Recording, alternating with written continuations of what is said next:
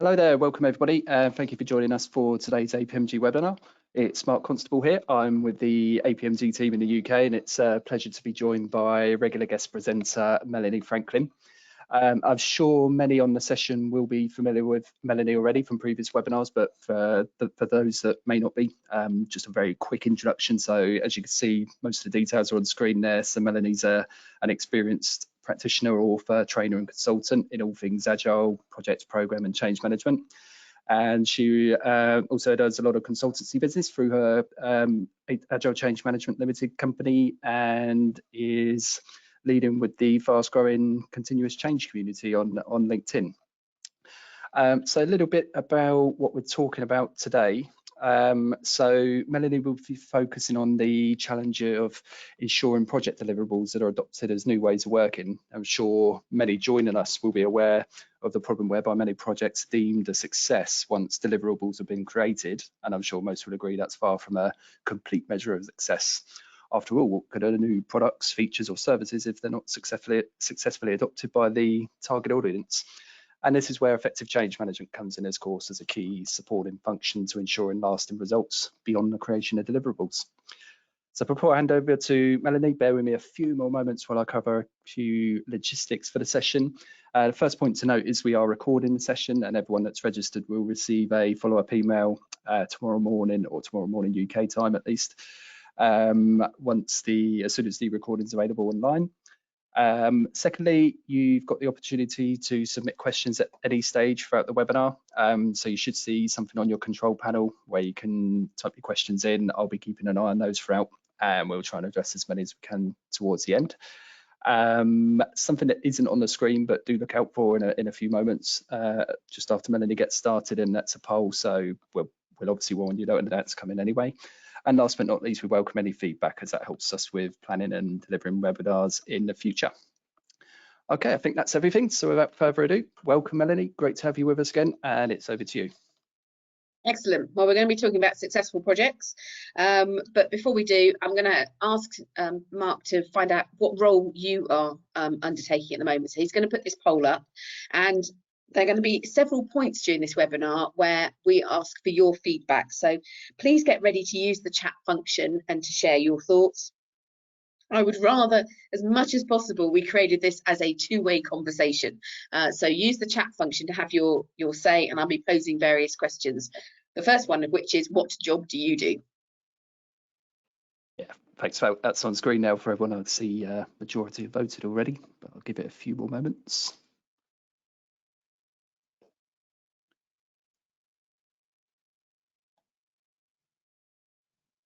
Right, we're over 80% now, so I'll close that down. Let's share those results. So there we go, quite a mix. What is it? Oh, can you not? I didn't realise you couldn't see the results. Well, so change manager or similar, 33%. Project manager or similar, 51%. And neither of the above, 16%. Okay, well, welcome to the neithers. It's always interesting to have you here. So that gives me an idea of how I might angle some of my comments. So let's get started and have a think about what's going on. Lovely not being on Zoom today, actually. So you can't see the mess in my office as I get through this. So my hypothesis is that project management and change management are complementary disciplines. I think both are needed to realise benefits from the investment in projects. I'm always interested in getting my money's worth. As a former CEO, I commissioned an awful lot of expenditure, but what I want to know is that we're going to get the payback. And I think this is the thing about projects for me, is that on the left there's the project deliverables, where I really see the money going out the door. That's what I'm funding. But of course, what the project deliverables trigger is the right-hand side here, where in order to get the benefits, we actually have to make an awful lot of changes. It might be that we're changing processes, for example. Now that changes the priorities of how I want staff to prioritise their work. It means that I might have to expand into considering, do we need to change the standards or the policies that we have in this organisation? Now, there might be changes to roles, there might be changes to competencies, there might be new hiring priorities or onboarding processes. I mean, there's so much here, changing people's lines of authority, reporting lines and governance structures. At the end of the day, whatever it is I'm putting in on the left, the first thing I really want to consider to get the costings right is that the stuff on the right hand side is often under costed. We don't notice it as much because a lot of these changes are made by those in the business whose salaries we're already paying. We ask them to squeeze this work into their discretionary time as if they've got spare time everywhere. But we generally don't bring in that many extra people to help do it. I might end up with a consultancy cost where I've got an organisational design consultant in to help restructure the business. I might have some extra business analysts brought in to help us redesign the processes. But ultimately, an awful lot of the costs on the right-hand side are just not fully understood, and they're not fully taken on board. And so what we end up with is a business case that I'll call it naive, because I think that's a nice way of putting it, which is that the costs of the tangible deliverables on the left-hand side are identified, but perhaps the right-hand side, which is less well understood by everybody in the mix, and we don't necessarily realise up front just how much change we're triggering. And as you can see from this diagram, you pull at one thread and there's an awful lot of other changes underneath it, that we realise that actually this is going to be a bit more of an investment in time. And there's also, I think, the issue around we want to bring the two together. But as you notice here, the project activities, whether you're using Agile or more traditional waterfall methods, doesn't matter. You're creating something new and different. As that goes into use, we're taking people through what we tend to call in change the transition curve, but it just means that we're asking people to take on board new habits, new routines, new ways of doing things. And as with anything, being a human being, when I do something new, I stumble and fall when I first start. I take longer because it's new, it's different, I'm not familiar with it. It's not an automatic reaction. I've had the pleasure this week of moving back into an office. I'm starting a hybrid working arrangement where I work from home, like today, but 2 days in the office. I'll do 1, 2 or 3 days in the office every week from now on.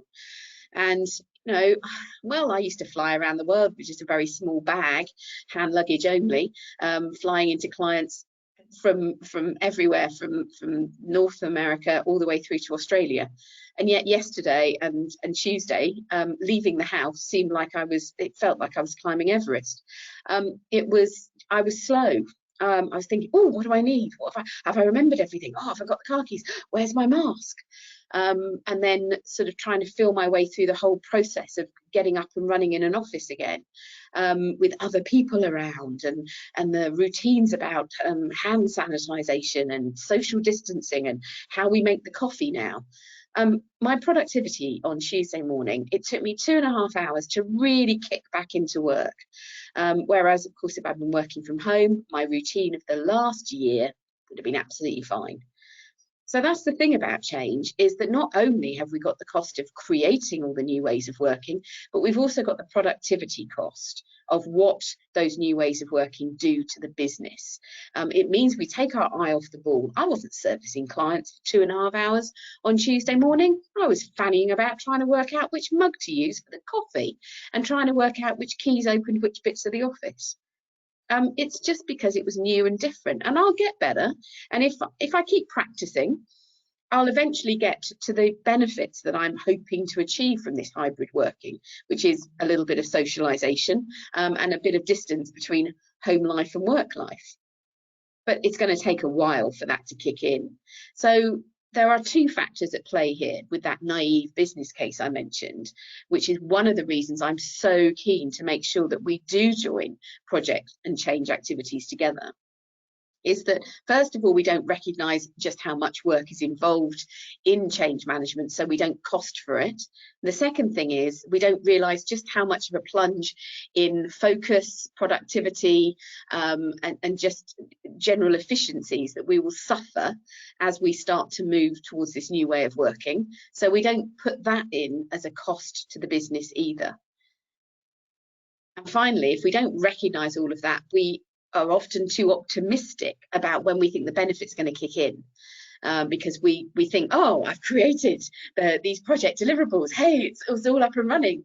You know, I went through the project to procure myself some office space. I went and looked at lots of different office spaces. I went and examined the criteria. I visited, looked at furniture, all sorts of things. I've done the projecty bit, but I'm well aware that those benefits are not going to kick in immediately. And so too often we sort of think, oh, I've got my new thing, my new shiny thing. Hey, benefits are going to start, and they don't. So we are too optimistic in the business case, and we start to claim sort of return on investment too early in the cycle. So from a chief executive position, you know, I'm really interested in getting a very accurate understanding of the funding cycle that I'm committing to and when I'm going to start to get the payback. So actually combining project and change activities and recognizing that actually it's the two of them that come together, and that's really important, and that's what's going to give me a really good understanding of what's actually happening. So one's not better than the other, one's not more important than the other. It's the combination that leads to the realization of the benefits, and which is really the difference that we want to make. Now, when I started advertising this webinar, it was really interesting to hear your comments. And I thought what I'd do is just share some observations that you've all come up with. I haven't attributed them to you, but some of you might recognize your comments here. But I took them from the LinkedIn groups where I posted details of this webinar, just so you can see what you all are saying and not just me, if you like.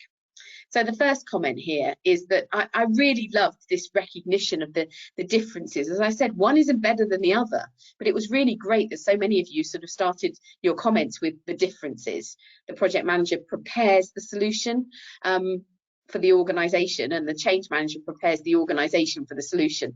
I loved that. I absolutely loved it. I thought it was great. Here we have task-driven and a people-driven perspective. Recognizing they are different. And here, a project manager that's skilled at change management or a change manager that's skilled at project management adds more value than just focusing on one discipline. So it was a recognition that actually we're all in it together, really.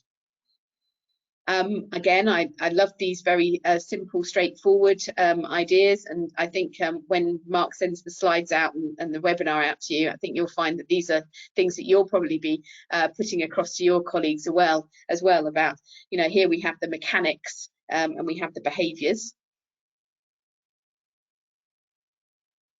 I think project managers, no matter how change aware, are being paid to deliver a thing. Change managers are there to make sure the organisation can use the thing. And this is an interesting comment. There's a natural conflict of priorities. When you wear both hats, delivery generally wins. I'm going to get onto that subject in just a moment. And this one here was pointing out, and a lot of you, I include this comment because a lot of you made the same point. There were comments from very angry project managers who were saying it absolutely isn't their responsibility. And this person here is reflecting on a conversation they had with a PM of a similar view, convinced that PMs don't need to understand change management. And, you know, this person's making the point that they fundamentally disagree, and they think that a good understanding of change management and being able to deliver it should not benefit, even if they can't benefit from having a change manager in their project team. And then lastly, again, we've got the mechanics and the behaviours. I don't know why they're sent twice. There we go. So chat function, over to you guys. You've seen a few of these comments here. What I'd really like you to do is share any thoughts that you've got. Mark is there to read aloud for us. And it's just giving you a moment before we move on and have a look at perhaps the fundamental differences, what you actually think. So has anybody got any comments that they've put in the chat function at the moment, Mark? Not right now. Oh, yeah, just start coming in now. So for me, you can't drive a Ferrari if you don't learn to drive. That would, Mark, as some of you may know, is an absolute nut about Formula One. So that would absolutely attract his attention, I'm thinking. It was the first one as well. All right, that's your excuse. this was a question. What was the basis of the PM's argument that PMs shouldn't have knowledge of CMs? Okay, I'm going to come on to that. I've got a slide on that actually, because what I've done is I've summarised for you guys some of the pushback that I've got in the past. So hopefully you'll hear that and you'll find that really useful. So this is a good question. Is change a subset of a project? I'm going to look at that again in a minute as well. I'm not sure that I say it was a subset, because I think that they are equally as important, because you know, if I just go back to this slide for a moment, you know, it's not a subset, it's a result of. You've got project deliverables, but you want to exploit their use. Well, you're going to have to do all of the changes on the right hand side. So okay, any others before I move on? Good point here. Delivery without adoption is failure, or the other way. Okay, yeah, well, yeah, because I think I'm trying to interpret what that person's saying there, but yeah, delivery without adoption means you've spent money on the delivery, but you haven't. The adoption is the secret sauce, isn't it? Because it's only when you've gone through the adoption that you get the upside. Call it return on investment, call it benefits, call it improvements, but actually we get something positive out of it. Because otherwise it's just work, it's just hard grind. We've created stuff, but nobody's using it. That's totally depressing. And so we definitely want to bring the two together.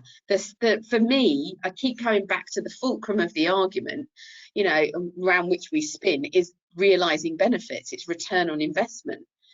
Because otherwise, you know, why would I do any of this stuff? So I think that's that, and you'll see that in some later slides. So let me have a little go and move us forward.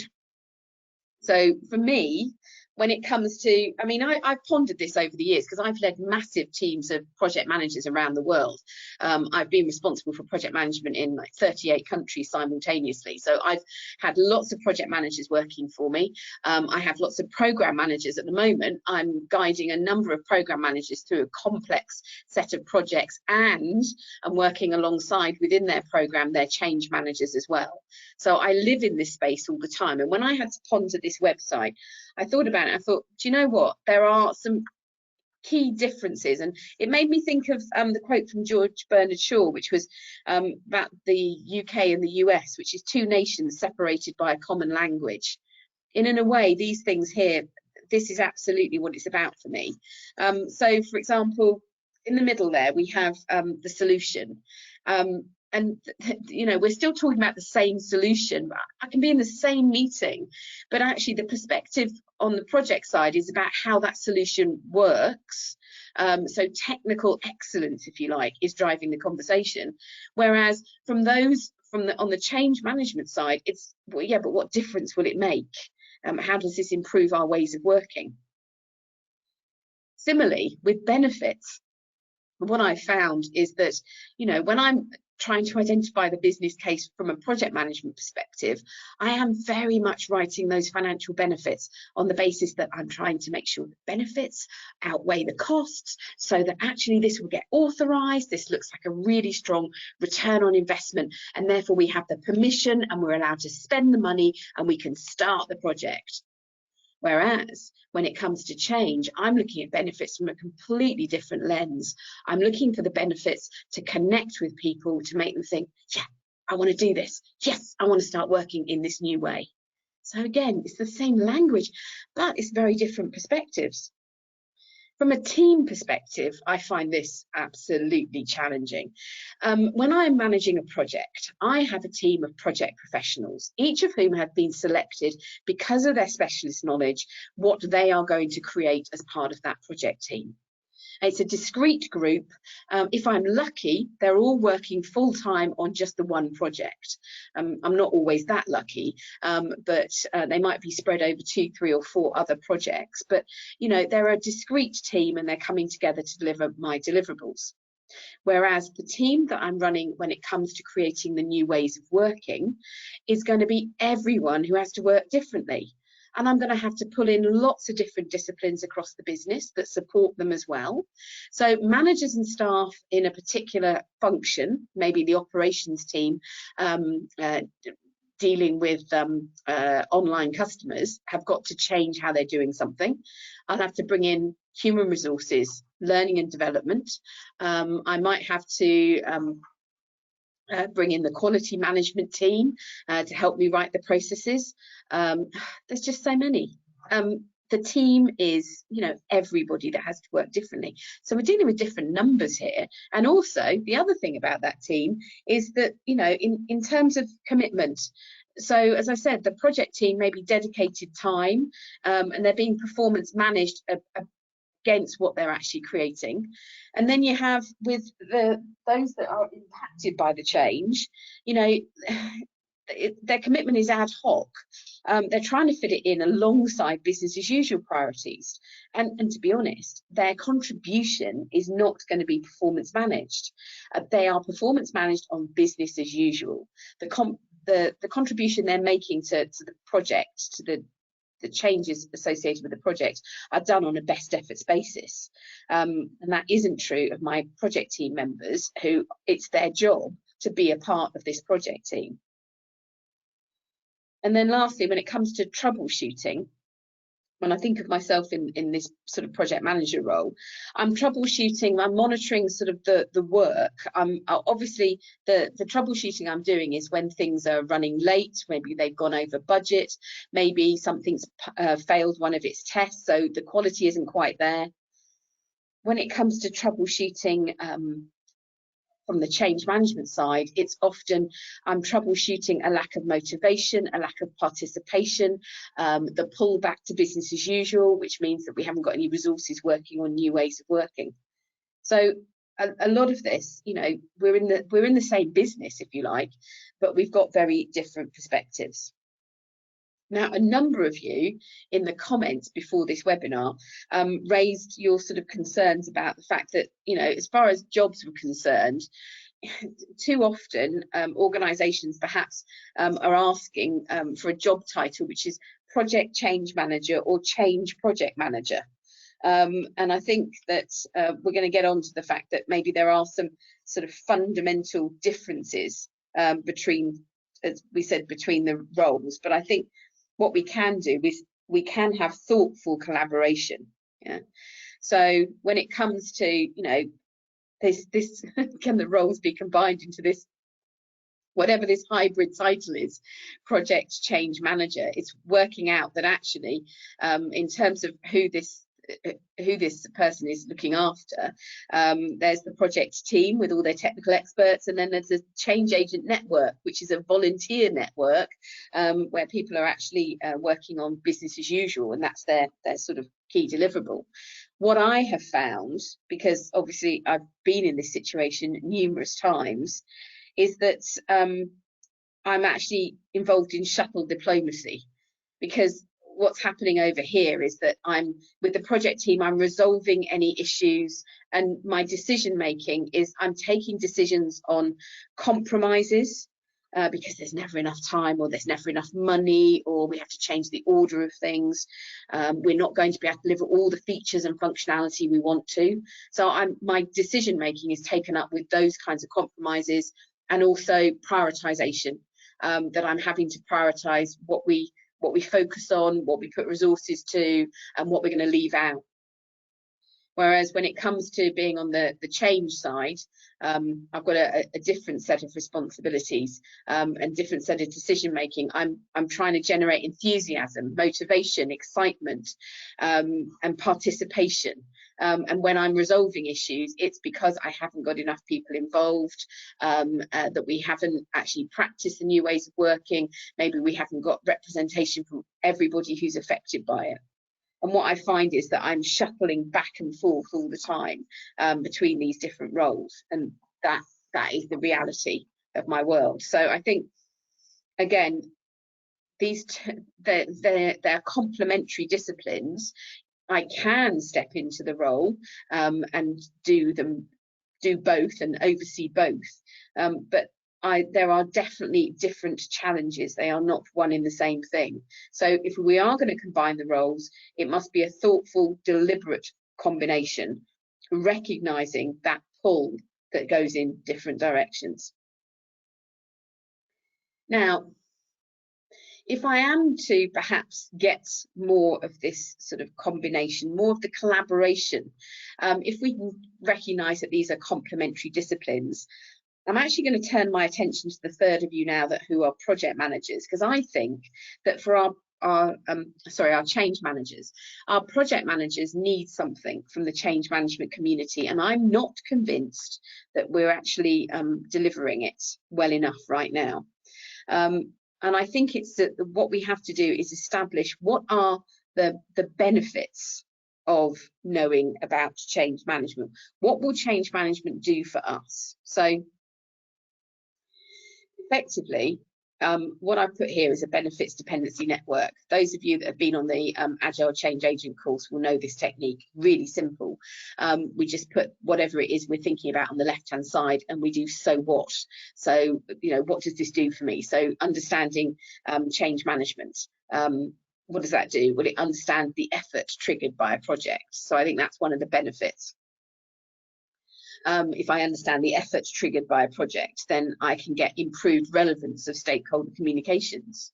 I will get better scheduling of the deliveries from the project into business as usual, because I'll understand, that when a project deliverable is ready for use, it actually triggers an awful lot of hard work behind the scenes. If I have improved relevance of stakeholder communications, I'll have more support from my stakeholders. Less time spent on managing disruptive stakeholders, because we've given them more relevant communications, and that means I'm probably going to get greater involvement in defining the requirements and more resources for testing. The two things as a project manager that I'm always desperate for.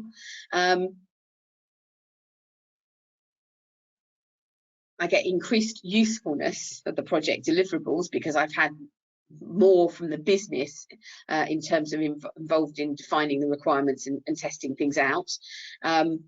And that increased usefulness leads to really more kudos for the project team, because they're getting thanked for having delivered something that people are really appreciating, which of course means more career opportunities, which means a higher salary. Forgive the venal nature of this, but sometimes, what was it Boris Johnson said recently? Greed wins or something. Understanding change management on the left-hand side here again, it means that, if we understand, then we as a project team, it's going to change how we work perhaps, because it means we're going to concentrate on giving provision of early insight into the project deliverables to our community, because actually understanding what they're going to get triggers the creation of the new ways of working. So we get that earlier creation of new ways of working, and of course, when it comes down to it, understanding that means that will help us with a better scheduling of deliveries. Higher proportion of stakeholders are going to adopt new ways of working the earlier we give it to them. There's a link there between the greater involvement as well. And then earlier delivery of value to the business, because we've got an earlier adoption of new ways of working, which means a higher return on investment, which is more kudos for the project team, which is more career opportunities, which is higher salary. Now, you might not agree with all the benefits here, but I'm going to turn this over to you guys now and put in the chat function, what do you think the benefits are? If we're looking at this through the lens of those who are project professionals, and whose job it is to create the project deliverables, why should they care about change management? And if you on the project management side, contribute why you think it's useful to know this stuff.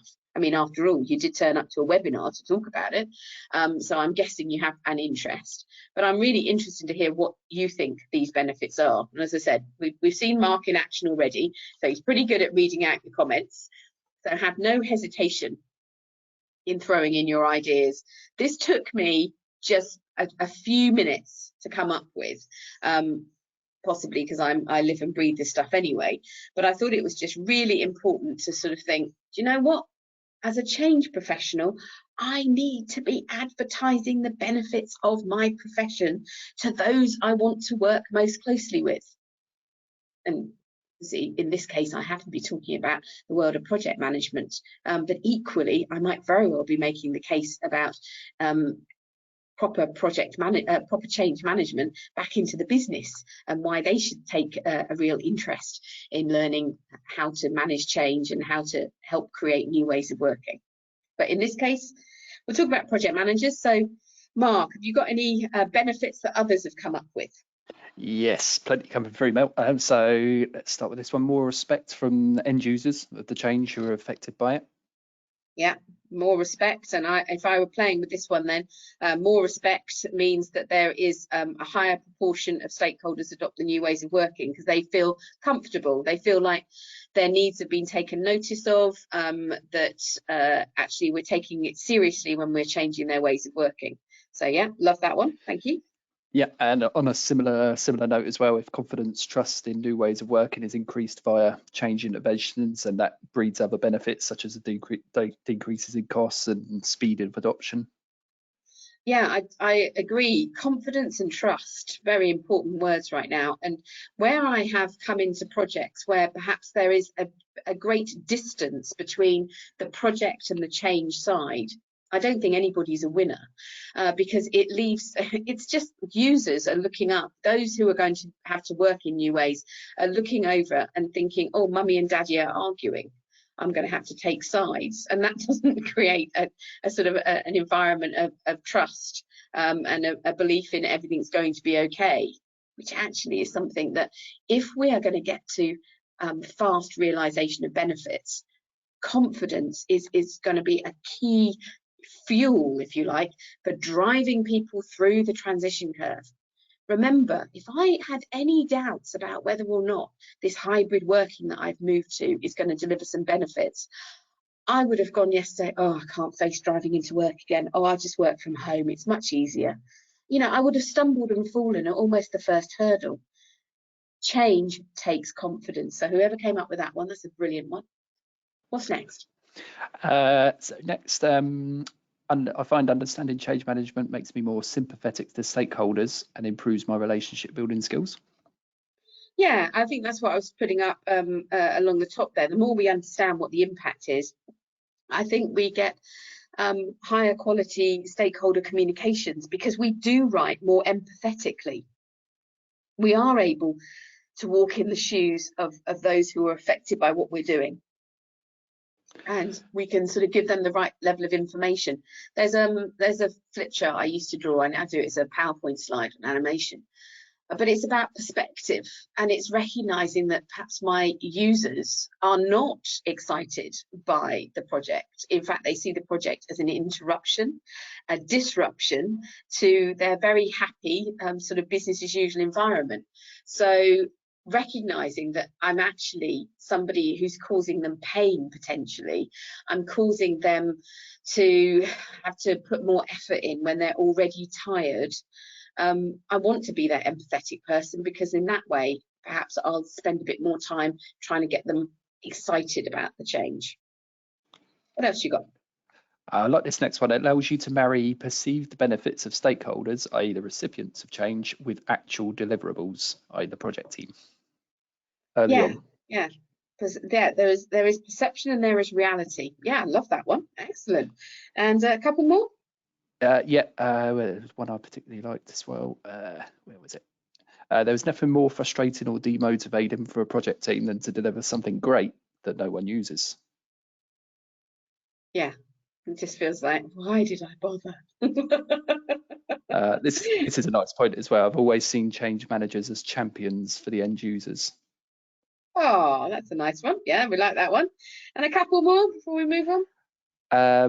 Less risks for the project manager if he's got if change is being managed effectively. Yeah. So it's a risk management perspective. I think that's the one I want to pick up on, is that if I go all the way back, just for a moment, if I go all the way back to where we were at the very beginning, here is that without that sort of transition curve, yeah, you're right. There's change management is a risk management activity, really, isn't it? Because it reduces the risk that we've wasted our investment in the project deliverables. It reduces the risk that the project team have wasted their effort. It reduces the risk that when we do launch the project deliverables, we've caused so much chaos in business as usual that we pull the plug and we return to the old ways of working. Some of us who've been involved in projects where exactly that thing has happened, where there was so much upset, there was so much pushback by customers, there was so much chaos and confusion that actually we've had to pull the plug on the new system and return to the old ways of working. We might not have another go at implementing the project deliverables maybe for another 6 or 12 months, and the fallout emotionally is absolutely huge. That we manage the risk that we don't lose some of our best staff during this process, because they are going, oh, they're changing everything again, what's the point, I've had enough, I'm going to go somewhere more stable. I mean, I think we all know they're not going to find somewhere more stable because the high volumes of change that all organisations are going through, but people just get to the end of their tether, and we can often find that we lose some of our superstars in a badly managed initiative, because they just can't be bothered to take the stress anymore. So yeah, I love that risk management piece. So let me, so I've talked about shuttle diplomacy and combining the roles. We've talked about the benefits. I think the thing that we want to have a quick look at is perhaps in an empathetic way. Well, therefore, what are the objections, and maybe overcome the objections?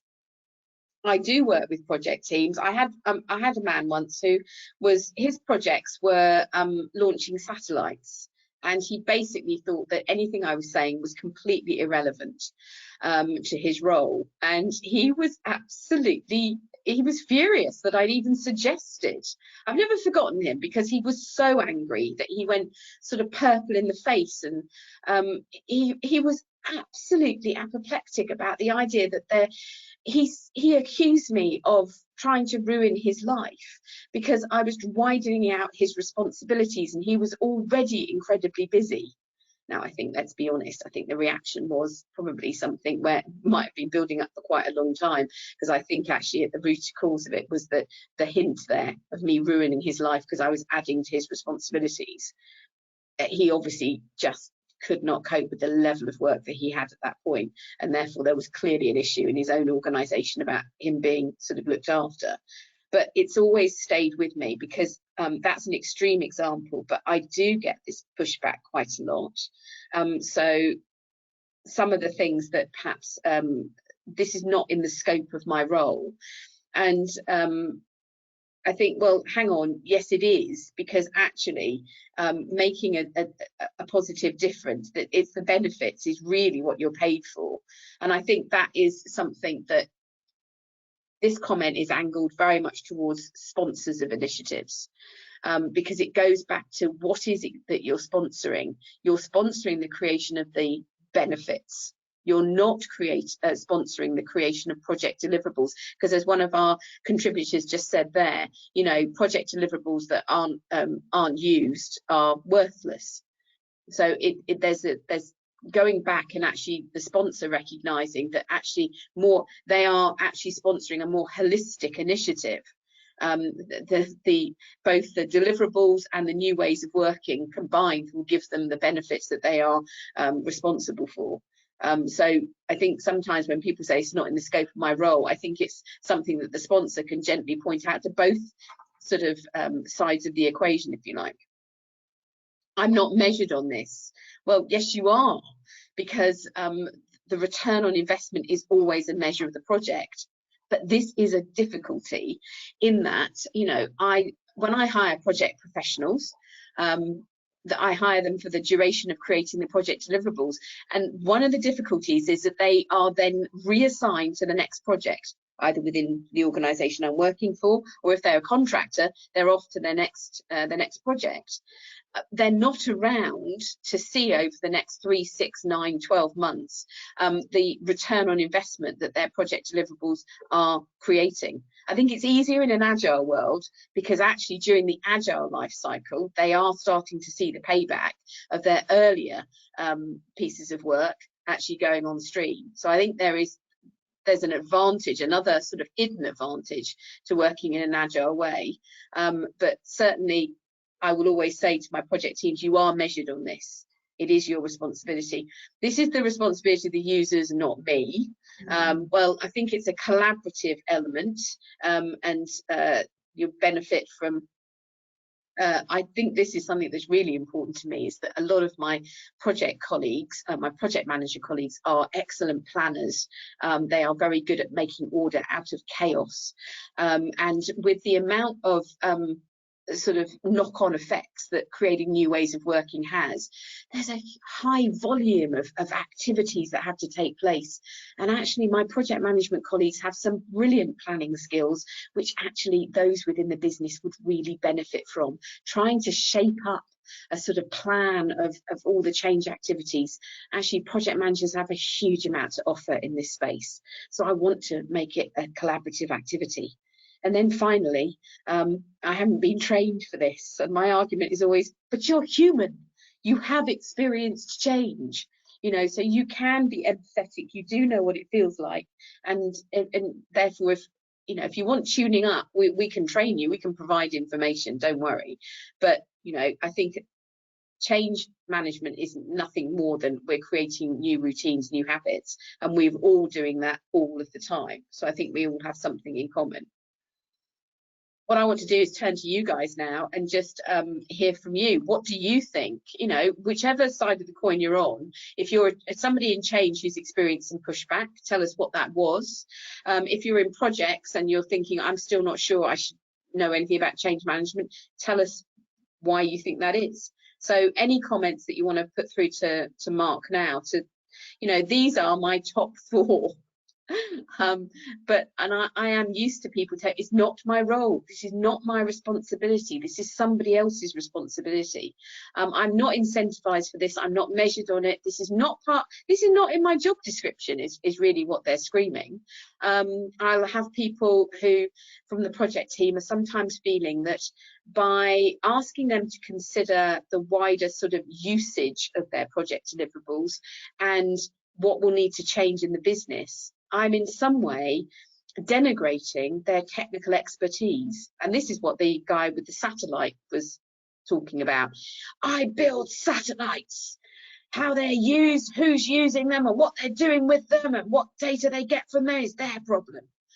I thought, well, actually, no, I think if we can smooth the path, then you'll get satisfied customers who'll invest in yet more satellites and keep you even busier.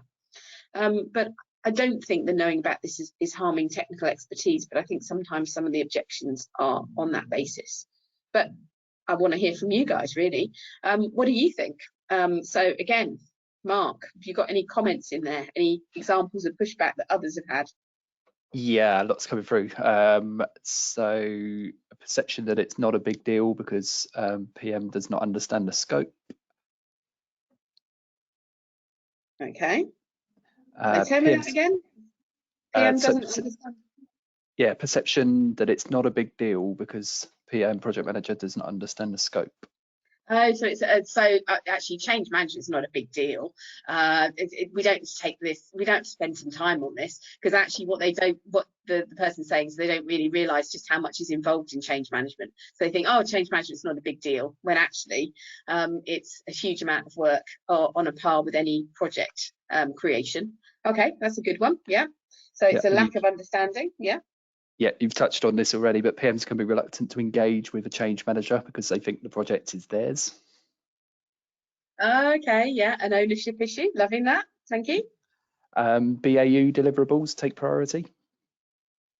Now, isn't that the it's all about business as usual, which, to be fair, does fund these initiatives. You know, it's servicing the customers that we've got with the products and services that we've got actually creates the revenue that does pay for things. So yeah, I have the sympathy to that argument. What else we got?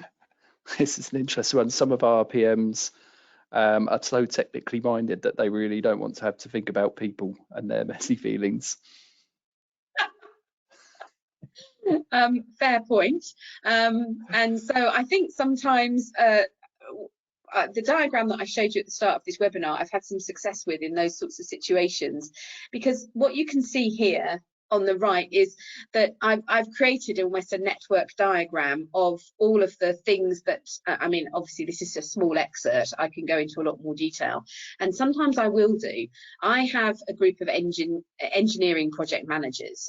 They are very technically minded, and what I've done is I have basically tried to represent the change management activities not about how people feel. So not about that emotional transition that I'm going through when I adopt a new way of working, but more the sort of, you know, I've created a map like this of all the knock-on effects of all the things that I need to think about, all the considerations that I need to do, whether it's, you know, creating templates of standard customer letters, whether or not we actually need to reconfigure a database, whether the relationships between the tables in the database need to change, whether we need to create a new algorithm. These are all things that are outside the project deliverables, but they affect how the work is done day to day. And I found that gets a lot of support from even my more technically minded project managers, because I'm talking to them in their language, which is that I'm describing almost technical deliverables of how I change business as usual. And you're absolutely right, the respondent you're reading out from, yeah, they don't want to hear about the messy feelings and emotions, and I am not going to go down that path, because otherwise, again, I'm speaking a language that they don't want to translate, and I've just created a barrier between us, and that's not what I'm trying to do. I'm trying to put things on the same footing, and if that means that I have to recast what it is I'm doing in a slightly different light, I'm willing to do that, as long as we all come to the same understanding at the end of the day. What other ones have you got, Mark? So PMs, project managers often being driven by go live dates and not the long-term results. Oh yeah, no, I think that's a really good point, and it is. I think that comes down, doesn't it, to what I was saying about I'm not measured on this. You're absolutely right. They are measured on time delivery, on budget delivery, and then the longer term changes to the business and what that does for the business. Absolutely, they're not around for. They don't see, and it's really hard to care about something that you're not around to sort of benefit from yourself. So yeah, I totally get that. What else we got? Okay, colleagues writing the business case that are not necessarily delivering the change and therefore don't allocate sufficient resources, or whether that be time or people.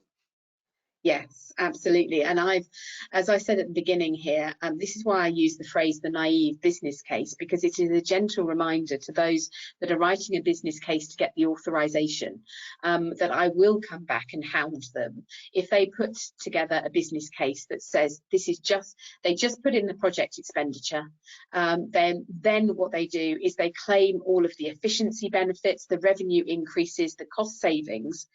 That will only come once the project deliverables have been absorbed as new ways of working, and yet they haven't put anything in for the cost of creating those new ways of working. As I've told several of them before, I will hunt you down and find you, because what they're doing is that gets all the way up to the board, and having been on the other side, being a CEO, I'm being presented with information that I'm supposed to trust, but actually it's missing. It's got a huge gap that we will end up paying the price for later on. So yeah, definitely worth considering there.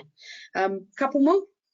Yeah, somebody's raised assumptions, which I think is a good point. So many PMs assume that someone else is responsible for dealing with the change management side of things. Yeah, and if I just go back to another diagram for a moment, it's this one here where I talked about shuttle diplomacy, and when I'm trying to do both parts of it. But I find this is kind of helpful because it does draw out this very simple diagram. I ask people to fill in, well, who's where, and if the right hand side is empty, so I'm sort of saying, well, who is doing all of this work, because we've got the project deliverables, but we've also got all the new ways of working. Where's that being resourced from? And I want to do that collaboratively. I want the project team to be in the room while we're trying to work this out, because one of the things that I think is really helpful is I'm saying to them, these will be your counterparts, and after all, the people that are going to help create the new ways of working are exactly the same people that we want to involve in requirements gathering for the project deliverables and the testing for the project deliverables. So it's in everybody's interest to create this kind of chart, obviously a lot more detailed than this, but this kind of chart, and do it collaboratively so that we actually know the full resource pool. And if we haven't got an answer to the right hand side, then clearly that is a huge risk to the project success. Better that we know it up front. And I think as we're coming towards the end of our sort of hour, maybe 1 or 2 comments more, and I'll do one more slide. So over to you, Mark. Yeah, okay. So one more, this making a point that change can be the victim, or change management activities can be the victim when the plan slips or the project deadlines slip. Yeah, because now I was trying to explain this to somebody the other day. She was getting very frustrated in her own organisation about that there wasn't enough time to make the changes. And I sort of said, well, we're human beings. The project deliverables are tangible. We can see them, touch them, feel them, play with them. You know, it could be systems, it could be structures, but they sort of exist, whereas the change management stuff is a choice by people to work in a new way, and a lot of it is opaque. We can't really see it as easily, and certainly can't measure it, and therefore, yeah, naturally the focus does go onto the project deliverables. And I think it's so if we don't have what I try to do at this point is I do some very simple things. Like I sort of say, you know, if it takes us a month to create a project deliverable, it takes us 3 months to create and practice and adopt the new ways of working. Because I've been doing this 30 years and I have worked out that pretty much it's a 1 to 3 sort of recipe. And that gets their attention, because I sort of say, well, if you're slipping by a couple of months, actually this is, you know, when we're actually going to have adopted the new ways of working, is going to slip by about 6 months, and that gets a good conversation going. That's always helpful. Okay, on that basis, looks like we could debate this for hours, but I'm very keen these days. You know, we've adopted to a virtual world. We're all incredibly busy, and if you've got meetings that start on the hour, we have people who assume that you can teleport from one meeting to another. So I don't go up for the whole hour anymore if I can help it. So let's just put this last slide in here, which I think is really what a lot of us have been saying. We want to overcome the objections, and ultimately we want to establish the value of change management. I think that ultimately is the learning point from here. If I can do that, it creates a virtuous circle, because when we get all of us appreciating the value of change management, then change management feels meaningful. It means it feels relevant to our work. So we're going to participate in creating change. That means we learn more about how to manage change, which means that we realise the benefits earlier and at a higher level, and therefore we appreciate the value of change management, and around we go again. But this is my life's work, this little this virtuous circle here. So I hope you found this useful. If you want to learn more about, well, I did a benefits dependency network, which is a technique from the Agile Change Agent course here today, or if you want to learn more about that transition curve and really understand the theories and models behind it, then you should do the Change Management Practitioner course. But what I love about working with the APMG is that they have a huge range of project management qualifications, but they partner them with their commitment to change management. So the change management practitioner is if you are very experienced in change and you want to get a qualification that really reflects what you know, the change management practitioner, or if you're brand new to change and you want to know all the theories and models and you like to get started from a good basis, again, the change management practitioner is for you. If you are an experienced change manager and you want to tune up on some new techniques and new ways of looking at the world from a very agile perspective, delivering waves of change, then you'll do the Agile Change Agent course. If you're new to change management, or you're coming over from the project management side, you're going, I'd like to dip my toe in this water, come on the Agile Change Agent course. Lots of practical activities, but it will touch on some of the relationship building, creating trust, creating empathy, but it will give you, as somebody said to me yesterday, she said, I'm loving this because you're giving me the recipe for creating trust, not just telling me I've got to be trustworthy. I've been on so many courses that tell me what I'm supposed to be, but don't tell me how to become it. So she was obviously very excited about the Agile Change Agent course, and I'm pleased to deliver those practical activities. So whatever you do, I hope that you pursue your career development through APMG and you come on one of their change management courses. Thanks for listening. Yeah, thanks very much, Mel. That's really helpful because I was going to be covering that slide, but wouldn't have done it nearly as good as you did. So. Excellent. Have anybody got any final questions, any pointers? Because those might be very helpful ones for the next webinars that we do.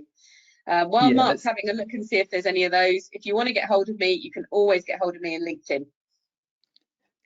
Great, thanks. Well, let's see if we can squeeze a couple in. There was one I found in particular. Where was it? What role does a product manager play in change? Should they have some responsibility on this, or do you rely on having a change manager? I think the product manager who owns basically the continuing development of a product, for those of you who are not aware of the role, it comes from the Agile world. And so they manage the let's say it's a platform. They are managing the continuing growth, improvement of and enhancements to that platform. So they are actually the source of a lot of change because they are originating, if you like, more requirements, and they are triggering more change into business as usual. So I think that they are in the same perspective as the project managers. The more they know about change, the better. And I'd like to know what you think about this one. Well, some project managers confuse change management with change control. Is that something you see often? Oh, yes. Well, also, so do competency models and so do job descriptions. Change control is basically trying to do what it says on the tin, which is look at the impact assessment of a change, work out what its knock-on effects will be, and then take a considered decision about whether or not we want to invest in making that change happen. Is it a high priority change or not? And it's often from the technical project delivery side. Do we want to add this additional feature or piece of functionality or not? It is not change control is not change management. Change management is dealing with all of the changes to ways of working and the knock-on effects of working in a new way. Great, thanks, Mel. I think that brings us to the end then. As you say, it's good to give folks a minute or two to move from one meeting to the other, so we'll wrap it up there. You've covered further info, so it's just leaves me to thank everyone for attending, really. So thank you very much indeed. I hope you've enjoyed it, found it useful, informative, and thank you, Mel, as ever, for your time and contributions.